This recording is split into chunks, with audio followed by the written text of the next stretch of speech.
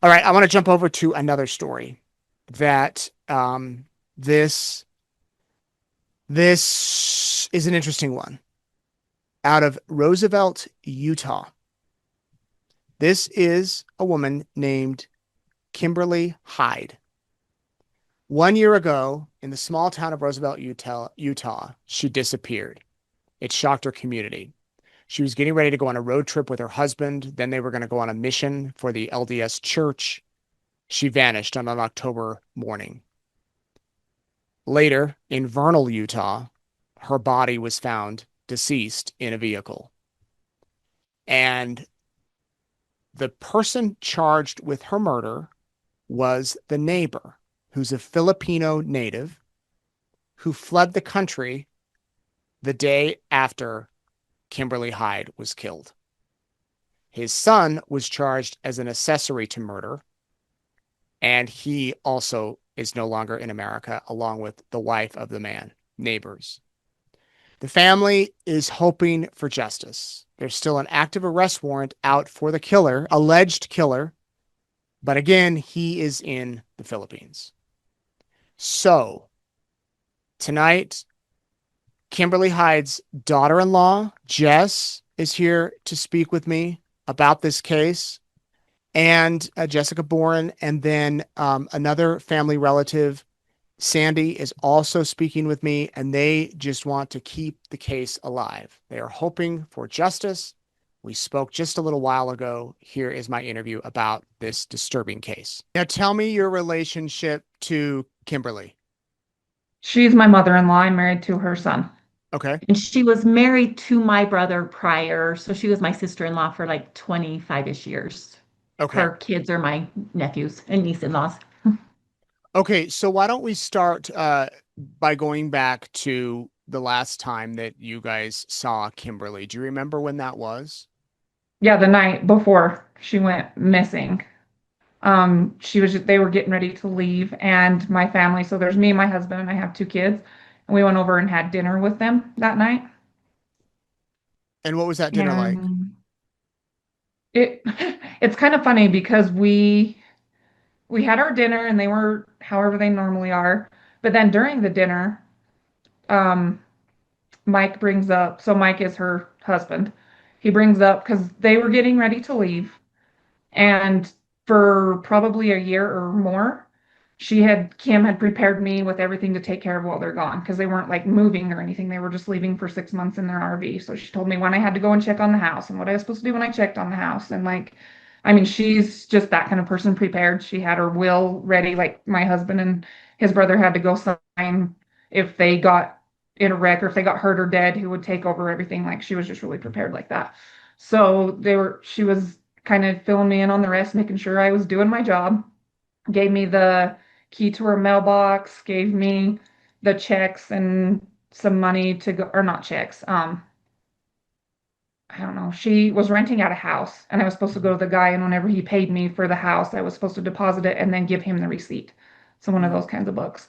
right. And then Mike said, and by the way, our neighbor's gonna come over and check check on the car, start the Jeep like once a week so that I don't know why he would do that. He had some reason, my husband remembers.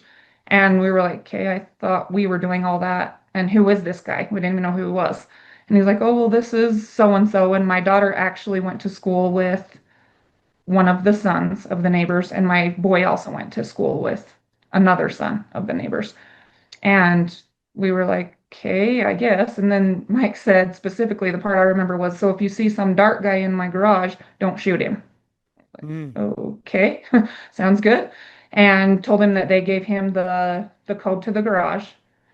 And we were just like, okay. And then kind of dinner as normal. And then when we left, the first thing me and my husband were like, I wonder why I thought we were supposed to do that kind of stuff. I wonder why all of a sudden now this guy that they've known, we didn't even know who he was until then. Like I'd known the kids because they went to school, but I didn't know they were their neighbors. Didn't know any of that. And we're like, I wonder why they were doing that. That's really weird. And then went home, and that was about it for the night until the next day. And Jess, was this in Roosevelt? Yeah. Yep. All of Okay. this was in Roosevelt. So you have this family dinner. They had been planning to go on a road trip in the RV for 6 months. Yeah. and And then go on a mission after that. then go on a mission. Okay, so Yeah. they were giving you kind of the final instructions on here's what you need to do to take care of this. And by the way, our neighbor will be coming over to start the car once a week, I guess, just to be sure the battery doesn't die, keep it in maintenance or whatever. Yeah.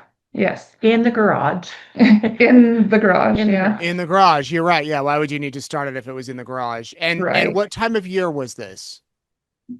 October. October. Yeah. So about a Like year ago. around From are this we time, about a a year year ago. Yeah. a year ago? Sandy, do you remember Yep. the last time you saw Kimberly? Honestly, like I would bump into her in a store, or we hadn't kept in close contact over the years, and more close contact with the kids, because they're my nephews and nieces. Hmm. Kim, I don't know. Probably at the stake center at state conference or something some years ago. You'd see her at And church. yeah, my husband's grandma had talked to her a little bit before that. Was it the Wednesday? The Wednesday before she went missing at one of my daughter's volleyball game. And do you want me to tell you? You'll have to remind me exactly what she said. So she was really excited about going on this trip with Mike. She said if we don't get Oh, she turned to Lana Jean and said, if we don't kill each other first. Okay, Which, interesting. yeah, I yeah. guess you can take that a couple of ways. Sometimes we might jokingly say that about our loved ones, right, like, I hope I don't kill him.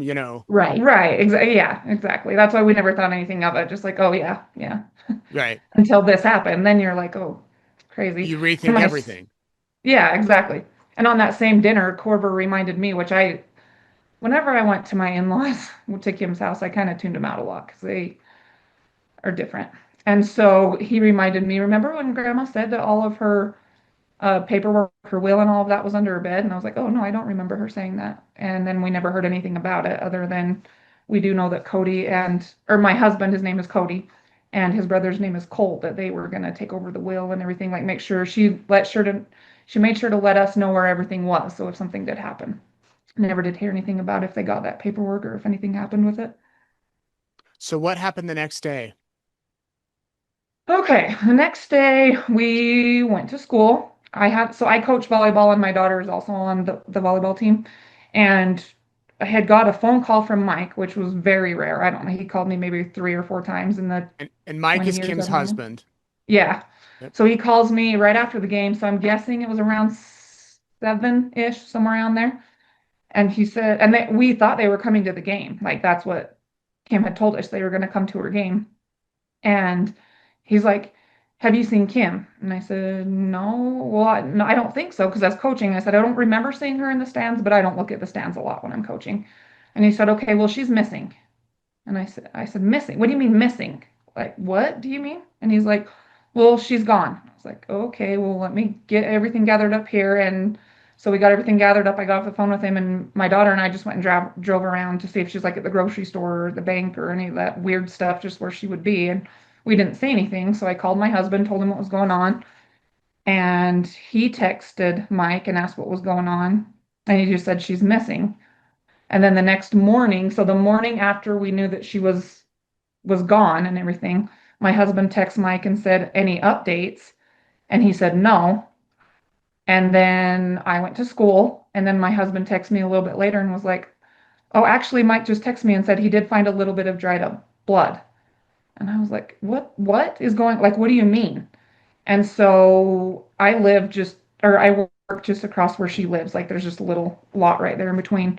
All my friends were like, you need to go over there. Something's going on because he's on a Facebook page giving updates every, I don't know, 30 minutes to his ward Facebook page, which I'm not a part of, giving them all this information and stuff. Never once contacted me, my husband, his brother, or anybody about any of it.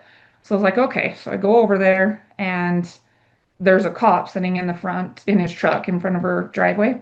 And so I asked him, I'm like, what is going on? And they're like, well, we're trying to run our cards right now, and we might have found her at a Maverick or something. And I was like, what? So she's gone still? Like she's still gone? We don't know where she is? Because where I hadn't heard any updates, I just assumed they had found her and she was home. Hmm. And he's like, no, she's still gone. I was like, what the heck? So I go in the house. Mike's sitting there on a computer like this, talking with someone. Another cop was in there along with some other people, and he was shutting down all the credit cards. and talking about to his bank to see what he had to do. And I was like, what is going on? What is happening? He walks me through a couple parts of the house and tells me that her purse was sitting right here, which was in the guest bedroom, and he like gave the motion of like that had been dumped out, and the purse was still sitting there where the wallet and everything was missing. And he's like, and so they've taken her. And I said, they've taken her? Who's taken her? Well, I thought she was missing. What do you mean taken her? So I was like way behind. I had no idea what was going on. And then I called you guys, I guess, after Well, that. I think we just drove by. Oh, did you So, drive Yeah, by? stay And there and stuff. yeah. and I'm assuming you guys called her cell phone and everything, and she's not answering. Oh, I called her cell phone. They had told me that she went to Walmart, she went to the hairstylist. They told me some of these places. So I called every place that they had told me she was supposedly going. Talked to the lady at the hairstylist. She was like, yeah, she was here and everything was fine, but we didn't find her phone. So I called Walmart and asked if they had had a phone turned in or anything. They're like, no, we haven't, but if we do, we'll call you back. I went to all the neighbors around, asked if they had any video footage, if they knew of anything that happened yesterday. No, no, no one said anything. And But could she you lives kind of find a by. friend on the phone? Like, does it have one of those trackers where you could ping her phone? They had pinged her phone. Yeah, the police officers had. We hadn't, or Hmm. Mike hadn't, but the police officers had pinged her phone and realized she was in Vernal. And that's when I called my husband because he was actually up on the mountain hunting. And I said, you got to get down here. I don't know what is going on, but you got to get down here. So that was probably 2 hours later.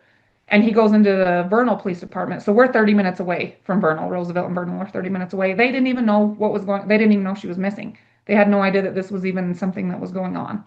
And so they finally, it was on their radar after my husband told them, and they ended up being the ones that found her car later that evening. Sandy, you were saying you drove by. I would imagine in this small community, does everyone quickly learns that she's missing? Right, right. Yes, it does. I actually had seen, because he had posted on Facebook. So I had seen that Facebook post early, like probably 5 o'clock that morning, and started reaching out to people. At first, he was retiring, didn't want to retire. But when I first started reading it, I was thinking he's doing something funny. Like you're going to get to the end of this post and, she's really here. Just something about the retirement. When I got to the end, he had said some weird things about like 72-hour kits. And I'm like, he's done something to her. Like she's gone. And so we drove down by there. I just wanted to make sure Jess was okay. We drive down by there and she was walking out on the sidewalk at that point on the phone, just sobbing, just sobbing, not knowing what's going on. So we just Yeah. stopped and we're kind of there with her the rest of the day there in front of their house. So your husband ends up in Vernal, and walk us through like who found her car, what was the shape of the car, what was inside. Well, I don't know who found her car. Someone had posted on Facebook. That's how my sister was with me, and we were sitting down with With everyone at lunch. lunch, like wondering what was going. So we had her and my father-in-law and quite a few of us were there. And on Facebook, my was it you or my sister? She saying that someone said, "Oh, there's a car in Vernal that looks like hers or something," and me and my sister just took off. We went straight to Vernal. Mm. And And by the and it was time we had hers. got there, yeah, it was blocked off, and I was trying to get through. The cops wouldn't let me through, so the sheriff had to come pick me up and take me down to the sheriff's office and said, "You just need to wait. You just need to wait here." And right as soon as that happened, my husband called, and the Roosevelt, some police officers had told him that she was dead. So I dropped right there. He had to get me in the car, but I was like, "She's dead. She's dead." And he's like, how do you know she's dead? We don't even know who's in the car yet." And we were like, well, that's just what the Roosevelt Police Department told us. And they were like, no, we can't confirm that yet. So let's take you down to the sheriff's police department and we'll see. And then it was hours later before they came and confirmed anything to us. And But what they did told they us it tell was you? her. They told us it was her. They didn't want to show us any pictures or anything because I was like, because they said at the very beginning when I first talked to the sheriff, they're like, we don't even know if that's her. And I said, well, show her. Let me go see and I'll tell you if it's her or not. And he's like, you don't want to see it. You don't want to see this. And I was like, okay. Mm. So they came back and told me it was her. She's been murdered. Her face is distorted. Like they told us like it was just not good. Mm. I can't imagine that from Yeah, going to having dinner with her the night before to that the next day. exactly. S- Exactly. So where did it go from there? Well, in the during the middle of the day before I had left to Vernal, I was still outside. We had called, he used to be the sheriff, but he's also a relative. He used to be the sheriff, and he came down. And finally, when he came down to their house, all of a sudden cops started showing up and things started happening. But during that time, when I was walking around and trying to like figure out what the heck is going on, I went into Mike and I said, what was it, this blood? I seen something about blood. My husband said you said there was a little bit of blood or a little dried blood." And he was like, "Oh, let me show you." And as we're walking into the bedroom, he said, I asked him, I said, "Well, did she get a bloody nose or something? Like, is this even relevant?" And he's like, "No, she didn't get bloody noses." And he's weird anyway. So I just kind of shook my head and walked in there, and all over the bed, there's blood, dried up blood. Well, it wasn't even dry. I mean, it had soaked through to the mattress when the cop finally got there. This was in the afternoon to take the bedding off. I had watched him do it, and there was blood soaked into the mattress. And They, also, they seem Mike had fresh. posted, Oh, yep, 100%. Like if I had seen that, I guarantee I would have said, "Shut my house down now. Police come in here, do your investigate, like do everything you're supposed to do." I would have freaked out had it been my husband or anybody. I would have freaked out. But he slept there the whole night. Supposedly, Mike said that he had told the cops about it, but he didn't make it seem like it was just a little tiny, like you could tell that something had happened Hmm. that was not good. Sorry, Sandy, what were you going to say? well, I just was going to say that he had posted during the night on, was it on the ward Facebook I'd post never seen it. that Yeah. he had found blood and supposedly had called the cops the night before. But why are the bloody covers still on the bed the next morning if he called the cops? Yeah, that's a good question. Yeah. And they ended up finding blood all throughout the house. Mm. I just think about if my wife is missing, I don't know if I'm going to be updating my Facebook page or posting Right, in groups. right, So right. that's kind of a red flag. So you're there's the blood in the house, there's the car that's found in Vernal, and then her body is discovered mutilated or at least in a really bad condition. I would Yes. imagine you guys are thinking, okay, who's going to be charged? What happens now? And what did the officials tell you at that point? They didn't say anything other than I just wanted Mike investigated. I wanted him looked at because I mean I am an armchair detective, I guess you could say, but everything I've seen and watched and heard, it's usually someone that's really close to them, like 90% of the time. And when he never even left, like when we found out she was in Vernal, he just went out. Well, a detective had came and finally kicked us out, and this was in the afternoon, Yes. kicked us out, took his phone and took his computer. When they took the bedding, the cop just grabbed the bedding with his hands, threw it over his shoulder, and I said, "Can we finally get this shut down and get it investigated now, please?"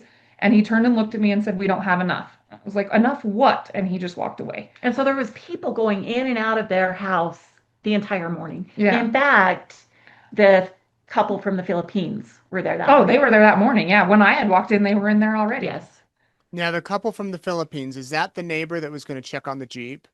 Yes. Yeah. Who The one that actually killed found the her. DV. Yeah. The Yeah. one that killed her. And Kim had gone to Vernal with the wife of the man who killed her that morning. That's where she had been gone. Okay, so Kim had gone with the wife to Vernal.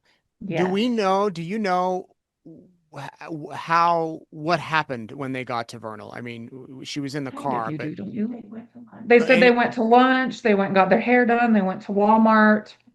And when I had walked in that next morning, all Mike kept saying to the cop was, "There's this receipt. See, she had went to Walmart. There's a receipt right here. There's this receipt." And I'm like, "Who gives a shit about the receipt?" And I not don't, saying anything about the blood on yeah, the that, bed or yeah, like everything that he said was so, in my mind, ass backwards. I don't understand I don't know. He changed his story so many times. And all I cared about was these missing 72-hour kits and this receipt and just weird things when there was blood and the uh, car was missing, like those kinds of things. well, there was a point also when we were all sitting outside just before they found her, and where like Jessica's sister was there, me, Jessica, my mom, Cody, I think it was Colton in there at that point. I think so. So Jessica's fifth sister finally turned to Mike and she's like, "Has anybody thought of like a search party?" And he goes, "Where would we look?" And we knew her phone had pinged in Vernal last, and I said, "Maybe Vernal." And he goes, "I don't know," and turned and walked off. And Hmm. when we had went, when my sister and I, and then my husband finally showed up also, went to Vernal because they said it was her. He still sat Oh, yeah. outside, sat on the grass, laid down, waited. He never came, Actually, did anything. when they finally knew for sure, my mom had driven Cody, her son, Jessica's husband, back to Mike's, and they're just sitting out there waiting. Well, Mike must have got the news, so he comes over and knocked on Cody's window, the passenger window on my mom's car, and Cody rolled it down and he goes, "Well, it ain't good news." And that's That's how he what told he him. said to him. Oh Yeah, my. Did anyone yeah. ever say directly to Mike, did you kill her or know about who did? Not that I know of. None of us did because we, like I said, we didn't know what was going on. We had no idea what was You going just on. don't live through this. Yeah, had Right, no right, idea. right. And then I had left, and I don't know. I think you guys just sat in the car, and he sat on his lawn the whole time Yeah. till my husband came pick me up. So I would imagine, was there a funeral a couple of days later? It was a week or two later. Yeah, but it was going to be sooner because Oh, yeah. the funeral director called my husband, or I don't remember exactly how my husband and his brother got told, but said, "Hey, we're gonna have." So last we had known, they took her to Salt Lake to do their investigation and stuff. So they called my husband and Colt and said, we're gonna have this funeral here in a day or two. Like, what do you want to have happen? What do you want to do? And my brother and Colt were like, nothing. We didn't even know she's back. We had to call the funeral director to even know that they had released her body. So we Hmm. didn't even know that happened. And they said, no, absolutely not. We've got to figure out what is going on before we can bury my mom. Like, my head can't even get wrapped around what is happening right now. So no, we Hmm. need a minute. And they didn't want him involved really in planning it at that time, Yeah, they too. didn't. They didn't want They Mike didn't. involved. Mm-mm. So when you did finally have the funeral, did he show up? Oh yeah, and he sat on the pulpit and said some of the most strangest things I've ever heard in my life. Like Yeah, what? Do you never. remember? Dating thing, one thing. Yeah, well, he commented about her weight and how he would get mad at her for little things, or she would get mad at him for little things. But the biggest thing was he said on the pulpit, and he said something about my wife Kim said that has to be, I'm not allowed to date or anything for a year until if she dies first, I'm not allowed to date for a year or something. And we're like, okay, well, that's really weird. Hmm. And I don't know if you know this, but he's about to get married in a few weeks to a woman. And went out and spent Thanksgiving with her. So from October 7th to Thanksgiving, he was with this new He had woman. his So girlfriend, 6 weeks. Hmm. which everyone says we don't. And again, I don't care who he's boning and what he's doing with her. I really don't care. But you can't tell me that's not suspicious after. And he had people in his home telling the same story. So I've had a lot of friends reach out and be like, why is he even talking about dating right now? What is, and I'm like, I don't know. He's weird. Tell me how the neighbor plays into it. That's the weird thing. I didn't even know they were friends, but some of my other friends said that they had went to temple to get ready to go to the Classes. temple prep classes with this couple also, and said that they had been talking and stuff like that. And what? She fed them. Oh yeah, and she fed them, took care of them, and I know she Okay. gave them. I'm not 100% sure, but I'm pretty sure she gave them money and things like that. And what else was I gonna say about the family? Did Kim have a life insurance policy? Yeah, And do you know what was Mike able to cash it out? I would assume he did. Well, you know that at least one of them. At least one of them. He gave my husband $10,000 and his brother $10,000 or something. But when he was talking to my husband about the life insurance policy, he said, "This is how much I got. This is how much you're going to get." And Because I my need to pay taxes. because he's something he's like, "I need to save some extra money in case I need to pay taxes on it or something." And we're like, "Okay, well, whatever. It's your money. We don't need any of the money. We don't care about $10,000." And then my husband had talked to his friend whose dad had also died and had to get insurance. And I guess they don't tax on insurance. We didn't know that. We On had life no idea that, insurance. yeah, on life insurance. We didn't even know that was a thing. And then my daughter was supposed to get all her jewelry, including her ring and stuff like that, which we never got. And he just ended up giving each of my, I have two kids, just like $10,000 to put in a Because savings did he account or file something. did he file a claim on her wedding ring? Yeah, It's he what I filed understand. Filed a claim on her wedding ring, and then supposedly that money was split between Corver and Gracie. Yeah. Hmm. So where did the investigation go from there? Well, that's what was weird because we get to her house and I'm begging these cops, like, please talk to me, tell me what is going on. Because what Mike is telling me is just doesn't make any sense. It just is weird. And Kim's aunt was also there. She went and helped me look around. We went and like looked through the house to see if we could find anything that was missing or weird just because of everything we'd heard. The cops still wouldn't tell us anything. So it had to been the next day after we had found her and everything. I went back to her house, asked the policeman sitting there in the driveway, can someone please talk to me and my husband? Why has no one contacted any of us to ask us any questions? This seems bizarre. Why did you guys not contact us the day she was missing to ask if we knew where she was or anything? Why is no kind of law enforcement reaching out to us? Begged and begged and begged. Finally, we talked to Vernal and had to have been the day before they found out that the neighborhood did it. And me and my husband went to him and said, will you please do the things that you're supposed to do? We don't know what they are because you are the professionals here. You're the detectives. And he's like, yeah, we'll get in my car and we'll do our interviews. So I had to call my brother-in-law and say, come down. They're finally going to talk to us. And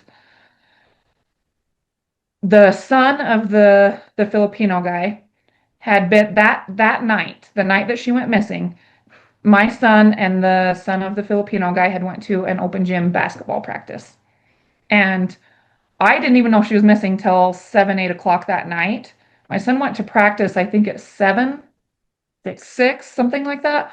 And that boy went up to my son and said, hey, I heard your grandma's missing. Is everything okay?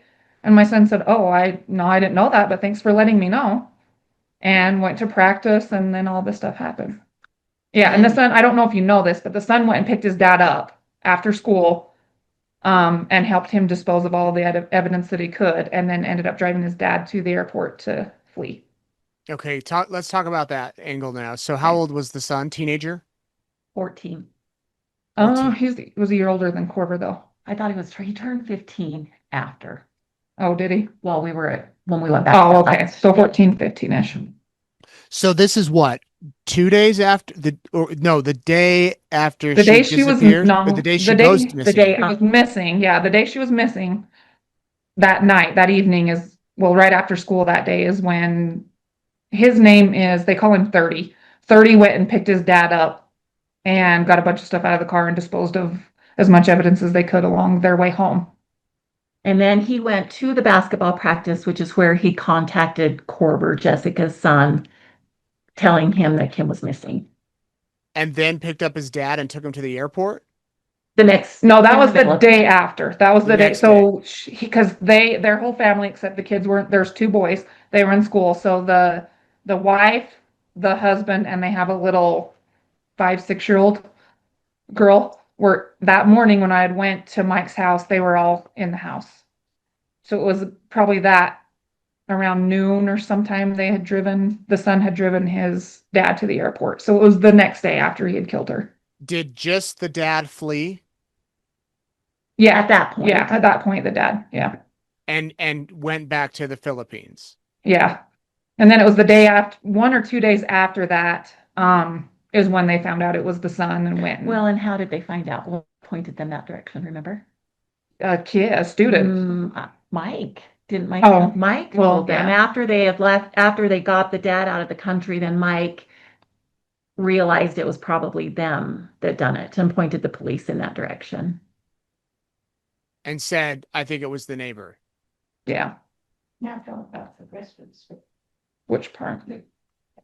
Just Oh, yeah. And we found out probably a month ago, and I found out personally and had to call the detectives, and because one of my friends had said she's not working. So his wife worked at the local hospital here, and they said she hasn't been here for a few weeks. Like, do you know what's going on there? And I was like, no. So we called the detectives, and they're like, well, we don't know what's going on. So they had to contact the district attorney or judge or something. And anyways, yeah, so the son had got charged, went to juvie, got on an ankle monitor. They took his passport, and he was still going to school in Vernal. So he was living in Roosevelt, but after all of this, they moved to Vernal. He was going to school there. And what And was then he charged with? sometime, Do you know I the don't know charge? exactly what it's called, but helping. Aiding and Like aiding abetting. and accessory to abetting. murder or something? Okay. Yeah, something like that. And according to the stuff we read on the news, the whole family was kind of charged, or They were they involved, were but not involved, not charged. charged. They were involved with helping cleaning up the crime scene and stuff like that. What would have Yeah, been the motive? exactly. I don't know. Literally have no idea. They say robbery, but I went into her room. All of her jewelry was still, I mean, we're still cleaning stuff of hers out. Mike's selling all of her stuff on Facebook. Including like curling irons, like just silly stuff. Yeah. So robbery, I'm guessing because he took the car. And but when I was there that day after he showed me about the blood and the cops came in, or the one police officer came in to get the bedding, Mike was telling him, or the cop asked him, is anything else missing? And he said, well, I had like 50, $60 in a drawer that's gone. And the cop was like, okay. And then he said, and then Mike said, I have this safe back here. And the cop's like, well, a safe? Well, what was in it? And he's like, oh, thousands of dollars. And he's like, well, did you get into it? And Mike said, I don't know. The key's gone. I can't get into it. And that was all I heard about the safe or anything. So I have no idea if they got into it or what ended up happening there. Mm. So, Oh, go they said ahead. the cops got into it and there was no money in it, I guess, but I don't know why you would go and rob it and then lock it back up and lose the key. I don't understand any of that. But Did they ever track down the suspect in the Philippines?